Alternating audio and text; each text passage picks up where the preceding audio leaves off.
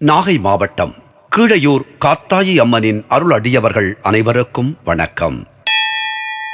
இன்றும் என்றும் உங்களுக்கு மகிழ்வான செய்திகள் தொடர நெஞ்சம் நிறைந்த வாழ்த்துகள்.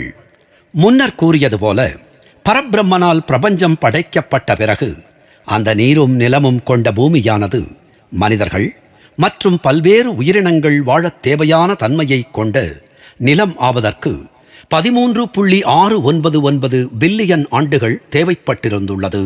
எனவே பிரபஞ்சம் படைக்கப்பட்ட 13.699 ஆண்டுகளுக்கும் மேலாக குலதெய்வங்கள் உட்பட எந்த தெய்வங்களின் தோற்றமும் பூமியில் இருந்திருக்க வாய்ப்பில்லை என்பதாக நாம் கருத முடியும்.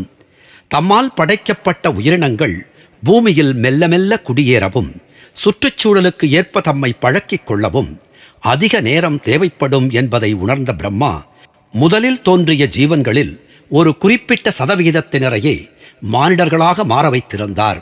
அப்படி மாற்றமடைய துவங்கிய மானிடர்கள் பூமியில் வாழத் தேவையான அறிவை பெறவும் தங்களை சுற்றியுள்ளவற்றை புரிந்து கொள்ளவும் மலைகள், குகைகள், ஆறுகள், ஏரிகள் போன்ற இயற்கையான இடங்களில் சென்று வாழவும் ஆயிரக்கணக்கான ஆண்டுகள் ஆயிற்று.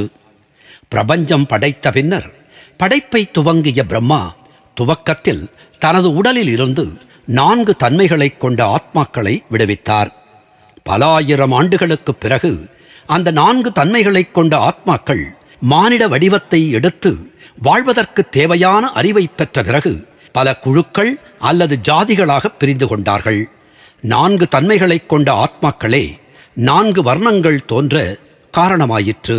முதல் யுகத்தில் தோற்றுவிக்கப்பட்ட அனைத்து ஆத்மாக்களும் உடனடியாக மானிட உருவை பெறாது அவற்றில் 1% ஏதேனும் ஒரு வடிவம் கொண்ட பிறப்பு எடுக்கும் வரை ஆத்மாக்களாகவே பூமியின் மீது உலாவிக் கொண்டிருக்கும்.